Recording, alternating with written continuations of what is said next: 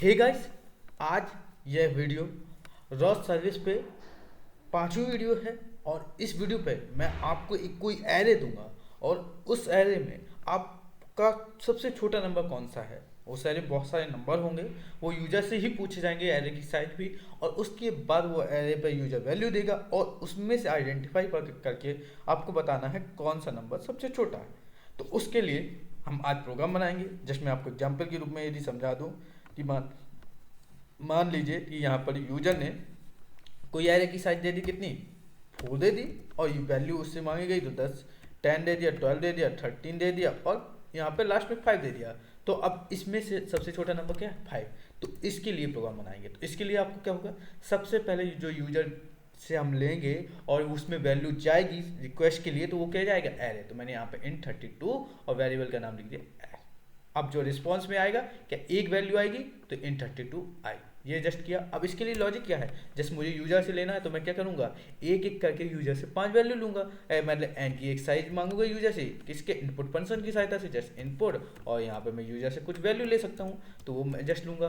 और इसके अलावा यही एरे को मैं क्या करूंगा, एरे की साइज मिल जाने के बाद मैं आई को लूप कहाँ से चलाऊंगा, आई इक्वल टू 0 से लेके कहाँ तक चलाऊंगा, I does not equal to, जब तक एन नहीं हो जाए। और मैं लूप को बढ़ा, एन को बढ़ा, आई को बढ़ाता जाऊंगा 1 1 1 1 करते, और सिंपल यूजर से एक एक करके वैल्यू को मैं लेता जाऊंगा। और उसको मैं जस्ट किसके साथ, एरे के साथ कंबाइन करता जाऊंगा। एरे के लिए मैंने जस्ट शुरुआत में क्या करूंगा, एम्प्टी एरे ले लिया, और यहाँ पे आई के जब मेरे फाइल की कंडीशन लगाऊंगा और चेक करूंगा, मान लो I does not equal to N लिखा, और जस्ट मैं जब चेक करूंगा, मतलब फिर मैंने क्या किया कि पहली वैल्यू ली, तो मान लो वैल्यू मैंने ली मेटा नाम के वेरिएबल में, और इनपुट फंक्शन की सहायता से वैल्यू ली।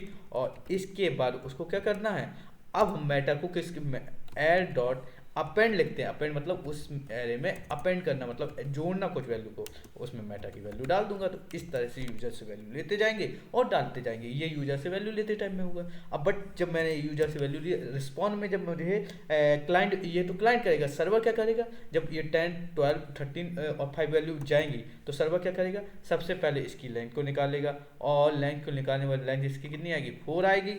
और आई जो हमने शुरुआत में इनिशियलाइज करने सर्वर में भी, आई इक्वल टू 0 से आई इक्वल टू 1 से चलेगा। क्यों, और स्मॉल नाम का एक मैंने एस नाम का वेरिएबल बना लूंगा, स्मॉल नाम का वेरिएबल बना लूंगा, उसमें वैल्यू क्या डालूंगा, स्मॉल नाम का वेरिएबल इसलिए भी बनाऊंगा क्योंकि स्मॉल नाम का यहाँ पे मैंने फंक्शन है, तो एस नाम का वेरिएबल बना लिया। और मैं वहाँ पे क्या डालूंगा, सबसे पहले जो वैल्यू आएगी, तो वैल्यू में आपको फंक्शन मान लो, ये वैल नाम का फंक्शन होगा, जो मैंने एरे लिखा एल डॉट 0 में सबसे पहली वैल्यू डालूंगा। अब इसके बाद मैं आई इक्वल टू 1 से चलाऊंगा। अब वेरीफाई करूंगा 10 उस देखा जाएगा 0 क्या 4 के बराबर, 1 क्या 4 के बराबर नहीं है, तो 10 क्या 12 से बड़ा है, नहीं है, तो स्मॉल वही रहने देगा। तो अब आई की वैल्यू 2 हो जाएगी, 2 4 के बराबर नहीं है, तो 12 इसमें क्या है, 10 ही रहा था। अब इसके बाद मेरा आ गया नेक्स्ट 13, 13 क्या, तो 10 क्या 13 से बड़ा है, नहीं है, तो ये फिर से होगा, आई की वैल्यू 3 हो जाएगी। फिर इसके बाद चेक किया, 10 क्या 5 से बड़ा है, यस है, तो यहाँ पे मैं वैल्यू एस की अपडेट कर दूंगा, जस्ट सिंपल एस की वैल्यू मैं डाल दूंगा 5। और यहाँ पर मेरा इसके बाद फिर देखा आई की वैल्यू क्या हो जाएगी, 4 हो जाएगी। क्या आई 4 की वैल्यू हो गई, क्योंकि दोनों बराबर हो गए, कंडीशन फॉल्स हो जाएगी, और मैं निकल आऊंगा, एस की वैल्यू मेरी क्या हो जाएगा 5, और इसको मैं रिस्पॉन्ड में भेज दूंगा। जस्ट इतना सा मुझे प्रोग्राम बनाना है। इस चीज़ को मैंने जस्ट समझाने की कोशिश की, अभी यही पे प्रोग्राम में भी समझाऊंगा। तो ये मैंने पहले एसआरवी फाइल बनाई।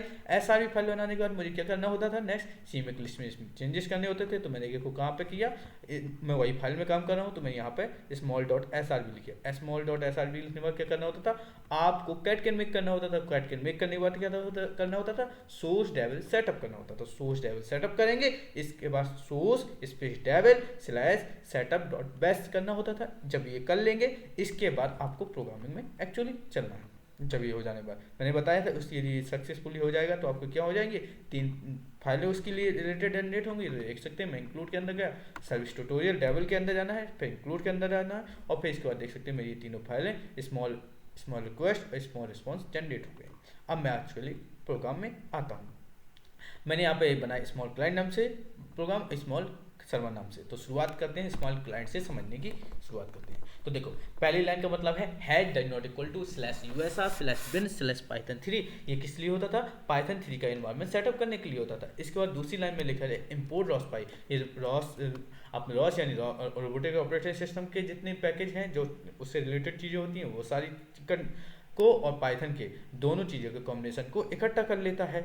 इसके बाद नेक्स्ट चीज़ में क्या है, मैंने फ्रॉम सर्विस ट्यूटोरियल जो मेरे पैकेज का नाम है .srb मतलब उस SRB फोल्डर के जाना है, मतलब पैकेज के SRB फोल्डर में मेरी ये फाइल डली हुई स्मॉल को इंपोर्ट करना है। फिर स्मॉल रिक्वेस्ट बनती है उसी के अंदर, मैंने बताया था जो आपको वो बनाया था पैकेज के अंदर, और स्मॉल रिस्पॉन्स इन तीनों को इंपोर्ट कर लेना है। अब इनको यूज करना है तो मुझे क्या करना होता था, रिक्वेस्ट में मैंने जस्ट इससे पहले वीडियो में बताया था ये रिक्वेस्ट वाला चीज़ होती थी और ये रिस्पॉन्ड वाली चीज़ होती थी। जब इसको एक्सेस करना है तो हमें स्मॉल रिक्वेस्ट फंक्शन को मुझे कॉल करना पड़ेगा। स्मॉल रिक्वेस्ट फंक्शन को मैंने मतलब कॉल किया तो इसके डेटा को इसको एक्सेस कर सकता हूँ। तो मैं स्मॉल रिक्वेस्ट को कॉल किया। अब क्या लिखा था मैं, एल रखा था, तो .एल की सहायता से मैं उसमें डेटा अब डाल सकता हूँ। तो ये मैंने क्या स्मॉल रिक्वेस्ट फंक्शन को एक्सेस किया। अब मुझे क्या है, मैंने एन इंट मतलब एक यूजर से कोई भी साइज मांगी, कितनी साइज की, तो मैं एरे चाहिए तो मैंने इनपुट में इंटर एरे साइज का यूजर दे दो, तो यूजर ने एरे साइज दी क्योंकि वो स्ट्रिंग में आएगी, तो मैंने इंटीजर में कन्वर्ट किया, एन की साइज आ गई। अब मैंने आई को 0 से चलाया, आई को एन तक चलेगा, वो एक एक करके यूजर से वैल्यू लेता जाएगा। अब मैंने एरे शुरुआत में मैंने क्या रखा, एम्प्टी रखा, एरे डॉट अपेंड की सहायता से अब उसमें जो जो वैल्यू यूजर देता जाएगा एक एक करके इकट्ठी होती जाएगी, कनेक्ट हो जाएगी। और फिर आई की वैल्यू पहले स्ट्रिंग में 0 होगी, फिर 1 होगी, फिर 2 होगी, फिर 3 होगी। जस्ट मैंने अभी प्रोग्राम में समझाया था, जस्ट मैं एग्जाम्पल लेके और समझाता हूँ आपको। एरे की मान लो यहाँ पर साइज यूजर ने 2 दी, तो एरे अब इस टाइम में क्या है, कुछ नहीं है, एरे में मतलब एम्प्टी है, इस टाइप की एरे है। अब मान लीजिए खाली एरे, कुछ अभी डाला नहीं, आई इक्वल टू 0, 0 क्या 2 के बराबर नहीं है, तो वैल्यू उसने यूजर ने वैल्यू क्या मांगी, इनपुट इंटर वैल्यू, यूजर ने कुछ वैल्यू दी, मान लो 5 दे दी। अब वो वैल्यू स्ट्रिंग में अभी है बाय डिफॉल्ट, मतलब बाय डिफॉल्ट स्ट्रिंग में है। अब इनपुट फंक्शन जैसे इंटीजर फंक्शन बना तो ये वैल्यू क्या हो जाएगी, इंटीजर में कन्वर्ट हो जाएगी। इंटीजर में कन्वर्ट हुई तो एरे डॉट अपेंड की सहायता से वैल्यू उसमें चली गई, तो एरे में अब एक्चुअल वैल्यू क्या आ गई, 5 आ गई। पर अभी आई की वैल्यू क्या हुई थी, 0 थी, अभी 0 के से आई की वैल्यू क्या हो जाएगी, 1 हो जाएगी। 1 क्या अभी 2 के बराबर है, 2 के बराबर नहीं है, तो 1 जब 2 के बराबर नहीं है तो इसने पे यूजर से कुछ वैल्यू वाली यहाँ पे 6 आ गई, एरे डॉट अपेंड से ये ऐड हो गई, यहाँ पर 6 आ गए। फिर आई की वैल्यू अब 2, आई प्लस 1 वो लिखा है, तो आई की वैल्यू हो गई 2, या 2 के बराबर है, ये 2 के बराबर, कंडीशन फॉल्स, तो ये बाहर आ जाएगा। ये सारी चीज़ हो गई। इसके बाद हमारे एरे में 5 और 6 है, वैल्यू डॉट एल की सहायता, वैल्यू देखो ये वैल्यू है डॉट एल इसकी सहायता मैंने बताया जब हमने वो कॉल किया था स्मॉल रिक्वेस्ट, तो उसकी सहायता से मैंने रखा और इसमें डेटा आ गया वैल्यू डॉट एल की सहायता से, क्या जो ये हमारे डेटा 5 6 इसमें डाला हुआ था, तो ये डेटा किस में आ गया, 5 6 इधर आ गया, किस में आ गया, इसमें एक्चुअली 5 6 डेटा आ गया। कहाँ पर आ गया, यहाँ पर 5 6 ये डेटा आ गया है। ठीक है, जैसा आपको समझ में आ गया।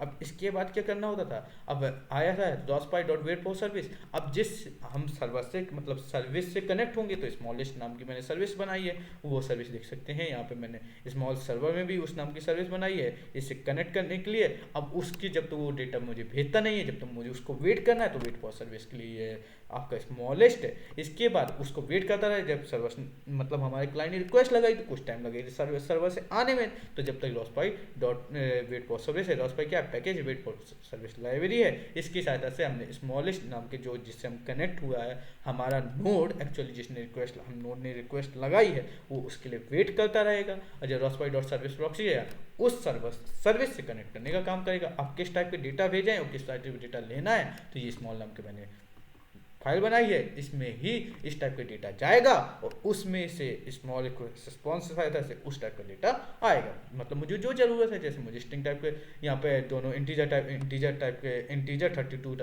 एरे जाएगी, वहाँ पे इंटीजर 32 एक सिंपल एक एरे वैल्यू आएगी। अब मैंने ये जो वैल्यू यहाँ पे डेटा पे रख दिया, अब ये डेटा फंक्शन कॉल किया, एरे जो ये वैल्यू भेजी है और ये वैल्यू जब भेजी एरे डॉट डेटा यहाँ पे जब वहाँ पे लिखते थे pub.publish, यहाँ पर डेटा एरे यहाँ पे भेजते हैं, ये वैल्यू वहाँ एक्चुअली गई रिक्वेस्ट के लिए। अब ये जो वैल्यू रिक्वेस्ट के लिए चली गई है, अब यहाँ पे वैल्यू जाने के बाद जब ये फंक्शन यहाँ से आएगा, यहाँ पर मैंने लिखा है यहाँ पे ये जो लिखा है ये स्मॉल रिस्पॉन्स वैल्यू जो आएगी वो वैल्यू से क्या है, वो वैल्यू को हम क्या करेंगे रिजल्ट में स्टोर कर लेंगे और रिजल्ट डॉट आई की सहायता से उसको प्रिंट कर देंगे। जस्ट सिंपल इतनी सी चीज़ मैंने की, ये आपको समझ में आ गया होगा। अब मैं स्मॉल सर्वर का समझाता हूँ। शुरुआत की 5 लाइनें सेम वही है जो मुझे समझाने की जरूरत नहीं है। यहाँ से सर्वर फंक्शन ने कॉल किया गया, सर्वर फंक्शन कॉल हुआ, ये क्या नोड का इनिशियलाइज करने के लिए होता है। नोड का कुछ नाम रखा हो जाता है, rospy.init नोड, rospy का पैकेज होता है, init नोड लाइब्रेरी होता है, उसका मैंने नाम रखा server1 anonymous equal true मतलब पूरी सिस्टम में ट्रू करने के लिए। rospy.service, rospy क्या पैकेज है, सर्विस लाइब्रेरी है, इससे जो एक सर्विस क्रिएट हो जाएगी। आप सर्विस क्रिएट करेंगे तो उसका कुछ ना कुछ नाम होगा, तो ये नाम मैंने स्मॉलेस्ट, अब किस टाइप का डेटा आ रहा है, किस टाइप का डेटा जा रहा है, इसके लिए मैंने स्मॉल नाम का वो बनाया था, फाइल बनाई थी जो एक्चुअली फंक्शन की तरह काम करेगी, वो फाइल है। अब जो आया, हम जिस सर्विस से कनेक्ट हुए, जो कुछ डेटा आया है तो कॉल बैक 1 में आया होगा, उस कॉल बैक 1 में आया होगा कुछ डेटा, तो वैल नाम का पैरामीटर से उस डेटा को एक्सेस करा जाएगा। मैंने उस डेटा को एक्सेस किया। अब एरे है तो मैंने पहली वैल्यू को मैंने क्या कहा था, वहाँ से अभी हमने 2 वैल्यू भेजी थी, कौन कौन सी, मान लीजिए 10 12 भेज दी थी, मैंने माना 10 और 12 भेज दी थी, तो यहाँ पे वैल्यू, सॉरी यहाँ पे वैल्यू आई कौन कौन सी आ गई।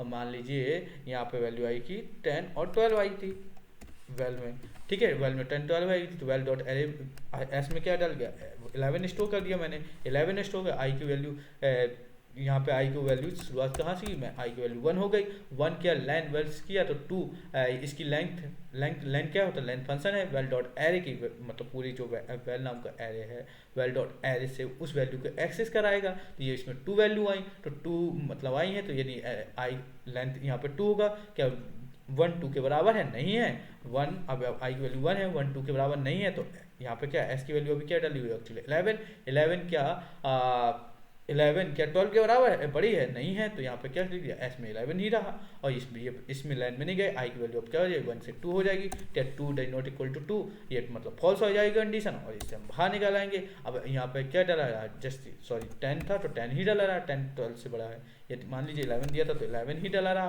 और जस्ट 11 डाला रहा, तो ये क्या हुआ, एस की सहायता से उस डेटा को वहाँ पे भेज दिया गया। वहाँ पे जो मैंने अभी समझाया था वो कहाँ पे डेटा भेजा जाएगा, ये एक्चुअली डेटा यहाँ पे अपना स्मॉल क्लाइंट में चला गया, कहाँ पे स्मॉल क्लाइंट में चला गया, और यहाँ पे प्रिंट हो जाएगा। यही चीज़ हुई है। इसके बाद क्या है, डेटा हुआ था, इसके बाद अगली लाइन पे क्या था, इसके बाद जस्ट स्मॉल रिक्वेस्ट इसको रिटर्न किया ना, ये स्मॉल रिस्पॉन्स की सहायता से रिटर्न कर दिया, जस्ट सिंपल सी चीज़। और उसके बाद एक्सप्लेन क्या करता था, स्क्रीन को होल्ड करके रखता था। जस्ट मैं इन जो छोटी छोटी चीज़ों को बहुत जल्दी कर रहा हूँ जिससे आपको चीज़ें क्लियर हैं, जस्ट मैं एक बार रिपीटेशन कर रहा हूँ। अगर आपको फिर भी डाउट हो रहा है, मैं फास्ट चल रहा हूँ, तो प्लीज़ कमेंट करिए, मैं आपके साथ करूँगा, साथ कोलैबोरेट और भी स्लो करने की कोशिश करूंगा। अगर आप लास्ट में बाद में भी कहते हैं और कुछ प्रोग्राम और चाहिए तो प्लीज़ कमेंट करिए, इस पे प्रोग्राम बनाइए और हमें समझाइए, तो उसमें भी समझाने की कोशिश करूंगा। तो दोस्तों आज की इस वीडियो में इतना ही। अगर वीडियो आपको सॉरी इसके बाद मैं आपको इसका एक्चुअली प्रैक्टिकल भी दिखाऊंगा। तो सोर्स लेवल सेटअप करना होता था, सोर्स लेवल सेटअप करूंगा, इसके बाद दोनों में करना है। तो मैं जस्ट आपको मैं यहाँ पे ऑलरेडी एक चला के रखा है, रोस्टन सर्विस ट्यूटोरियल क्या है, रोस्टन आपको सोर्स लेवल सेटअप करना होता था, रोस्टन मैंने लिखा। इसके बाद मैंने क्या पैकेज का नेम रखा, और इसके बाद मैंने क्या लिखा, small server dot p y जो मेरी फाइल का नाम था। इसके बाद मैं रन किया तो ये मेरे रन हो गए ऑलरेडी, तो मैं अभी चेकअप किए थे।